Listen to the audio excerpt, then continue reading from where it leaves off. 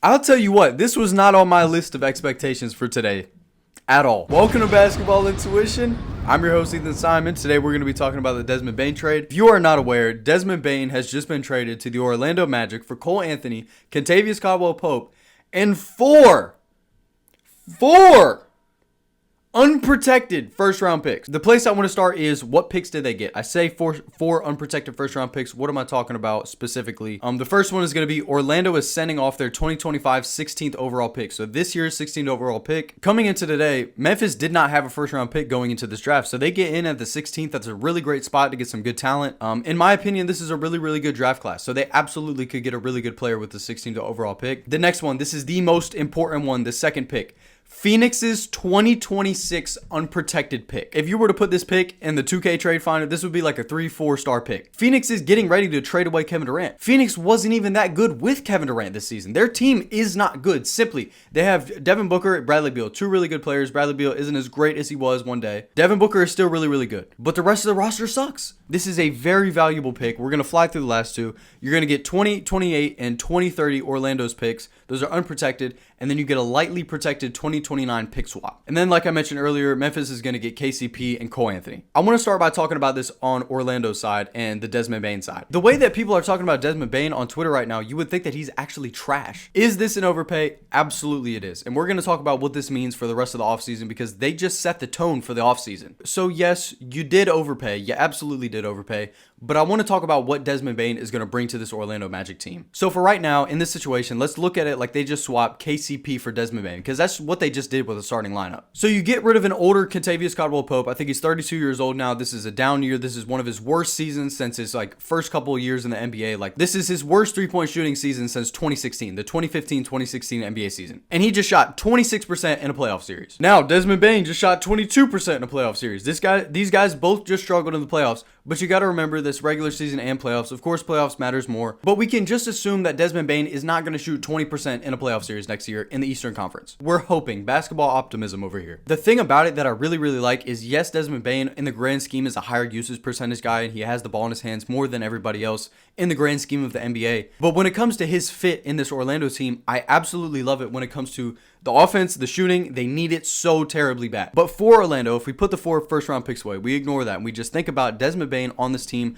I love it. The versatility that he's going to bring on the offensive side, it's going to give them so many more options and opportunities to score the basketball. As we know, Orlando is a defense-heavy team. Their defense is top 5. They're one of the best defenses in the entire league. So you add offense to this great defense, and one of the things specifically that I like about Desmond Bane, obviously, is going to be his catch-and-shoot stuff. As a catch-and-shoot shooter on this season, Desmond Bane shot 42%, and on pull-ups, he shot 38%. It's going to be so big for Franz and Paolo to have that other option offensively to be able to kick it back out on the perimeter. These are two guys that can get to the paint, they can get to the mid-range. Adding a guy that is a true 3-level scorer is going to be so big.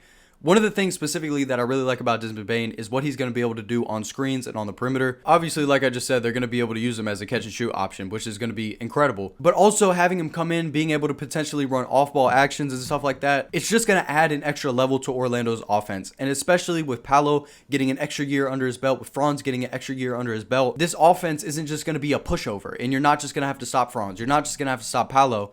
You're going to have to stop all 3 of them. And like I said, people were talking about Desmond Bane like he's not a 20 points per game scorer. Like he sucks. We're talking about a guy that's a positive playmaker, extremely efficient, at least usually in the regular season. Very efficient. But like I mentioned earlier, if we put the 4 first round picks away, I really like Desmond Bane on this team. I think it's going to be really good. I think it's going to be a lot of fun. Now, I want to transition over to Memphis' side because this is where things start to get a little, what's going to happen. So I'll start by saying that you absolutely just finessed 4 first round picks. That's insane that you got 4 firsts for Desmond Bane, but also getting rid of that ginormous contract.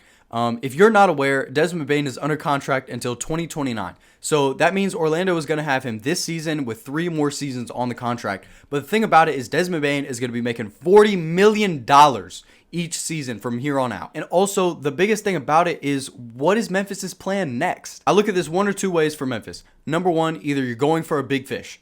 You are trying to go get Kevin Durant or something like that. Or number 2, you're going into a rebuild or a retool, where you're trading other guys on the team as well, trying to get more picks to soup up this roster, help Ja Morant, help Jaren Jackson out. But the thought of going big fish hunting is interesting because it's like, who do you go get? Let's say they want Kevin Durant. Is it worth giving up? You know, if Orlando was just willing to give 4 first-round picks for Kevin Durant, this is one of the things I wanted to talk about. Like I said at the beginning of the episode, they just set the tone for the whole offseason. If you just gave up 4 first-round picks for Desmond Bane, you better give up 8 first-round picks for Giannis. Now, it doesn't really seem like Giannis wants to get traded right now, but let's say he did actually want to get traded and that were to come out soon that, hey, Giannis wants to trade. It's going to be even bigger of a package for Milwaukee. So I'm just so interested to see what Memphis is going to do with this, what direction they're going to take this. A month or 2 ago, after they got kicked out of the playoffs, I mean, I was kind of like, everyone was really overreacting. Let's trade this guy. Let's trade that guy. Ja's not this. Ja's not that. Desmond Bane's not this. He's not that. So I was more on the side of let's relax. But whenever you look at the package they got back, you get Cole Anthony, you get Kentavious Caldwell-Pope. Like I said, not going to be great. But Cole Anthony, a guy who's definitely had his ups and downs, but at the very least, he's going to be really great in the locker room. He's going to bring a little bit of offense if you have him off the bench, if you have him starting. I'm assuming they're going to have him come off the bench if he's still on the roster when the season starts. So, of course, you're not looking at this deal like, oh, we got Cole Anthony and Kentavious Caldwell-Pope. You're looking at those picks and being like, hey, we got all these picks. So if we had to look at this at a large scale and be like, who won the trade? Obviously, Memphis won the trade, but Orlando's team got a lot better. So if personally I had to grade this for each team, I would say for Memphis's side, this is an A. This is best case scenario. This is one of the best or the best absolute package that you could get for Desmond Bane. For Orlando's side, I give it a C+, B-, somewhere around in that range because like I've said, the whole point that I've made, 4 first-round picks is a lot. But Desmond Bane is going to add a lot to the offense. But that's what I think. I want to know what you have to say in the comments. Please leave a comment down below letting me what you think about this trade for each team. And before we wrap this up, as always, the last segment of every video, my favorite segment, comment of the day, the best segment. I'm gonna butcher your name, so I apologize in advance. So I don't even want to really try to pronounce it correctly. I'm gonna call you Sven. So the comment of the day is gonna be from Sven. I think he's a really good, talking about Jared McCain, I think he's really good. My brother was comparing him to Steph, and I was like, relax. I mean, he's young and he has great potential, but comparing him to an all-time great, one of the best point guards of all time of this era is pretty crazy. I completely agree with you. I had kind of threw that out as an example, talking about just the way that he moves on the perimeter, it being similar to Steph Curry, but at the end of the day, you know, he's not Steph Curry. But overall, I think Jared McCain is just incredible.